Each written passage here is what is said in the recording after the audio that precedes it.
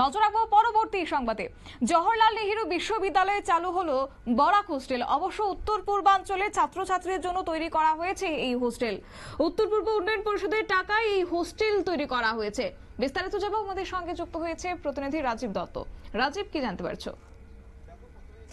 উত্তর পূর্বাঞ্চলের ছাত্রছাত্রীদের জন্য জওহরলাল নেহেরু বিশ্ববিদ্যালয়ে একটি হোস্টেল তৈরি হলো, যে হোস্টেলটা অনেকদিন ধরে দাবি উঠেছিল যারা উত্তর পূর্বাঞ্চলের ছাত্রছাত্রীরা দিল্লিতে জওহরলাল নেহেরু বিশ্ববিদ্যালয়ে যান তাদের ক্ষেত্রে থাকার একটা সমস্যা হচ্ছিল, এবং সেই জন্য কিন্তু নর্থ ইস্ট কাউন্সিল এই উদ্যোগ প্রথম নেয়।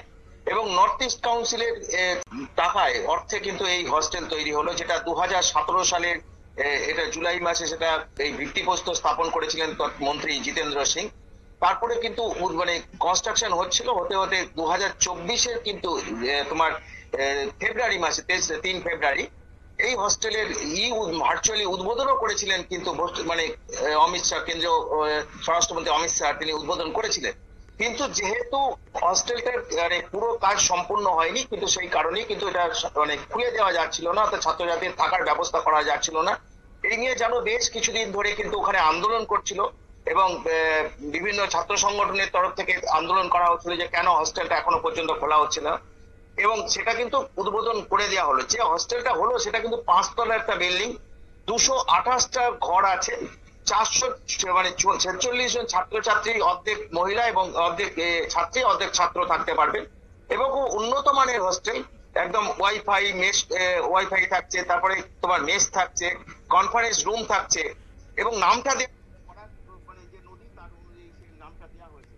এবং এই হোস্টেলটা কিন্তু মানে 2019 মানে অনেকদিন ধরেই, যেটা অত্যন্ত একটা কি বলবো তোমার উত্তর মানে তারা ওখানে থাকতে পারবেন, তাদের ক্ষেত্রে একটা সুবিধা হলো এই হোস্টেলটা তৈরি করার জন্য। এর আগেও কিন্তু নর্থ ইস্ট কাউন্সিল তারা হোস্টেল তৈরি করেছে। এই ব্যাঙ্গালোর বিশ্ববিদ্যালয়েও কিন্তু একই ধরনের একটি হোস্টেল তৈরি হয়েছে উত্তর পূর্বাঞ্চলের রাজ্যগুলোর জন্য। কিন্তু এই হোস্টেলটা তৈরি হলো যেটা জওহরলাল নেহেরু বিশ্ববিদ্যালয়ের ক্যাম্পাসে।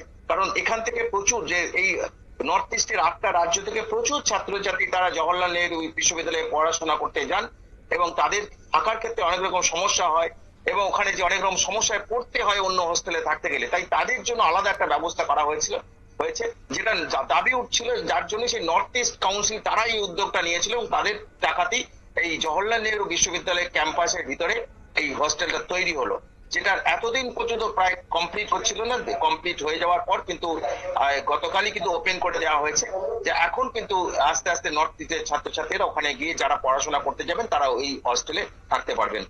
শতাব্দী, ধন্যবাদ। আপনারা শুনলেন, অর্থাৎ উত্তর পূর্বাঞ্চলের ছাত্রছাত্রীদের জন্য এই হোস্টেল তৈরি করা হয়েছে। অবশ্য 2017 সালে জুলাই মাসে এই হোস্টেলের ভিত্তিপ্রস্তর স্থাপন করেছিলেন মন্ত্রী জিতেন্দ্র সিং। 2024 সালে 3রা ফেব্রুয়ারি ভার্চুয়ালি উদ্বোধন করেছিলেন কেন্দ্রীয় স্বরাষ্ট্রমন্ত্রী অমিত শাহ, কিন্তু নির্মাণ কাজ সমাপ্ত না হওয়ার কারণে চালু করা যাচ্ছিল না। তবে সোমবারই বিশ্ববিদ্যালয়ের উপাচার্য শান্তশ্রী ডি পণ্ডিত ও উত্তর পূর্বাঞ্চলের উন্নয়ন পরিষদের পরামর্শদাতা শেরির উপস্থিতিতে এই নতুন ভবনের উদ্বোধন হয়েছে, যা কিনা আগামী দিনে উত্তর পূর্বাঞ্চল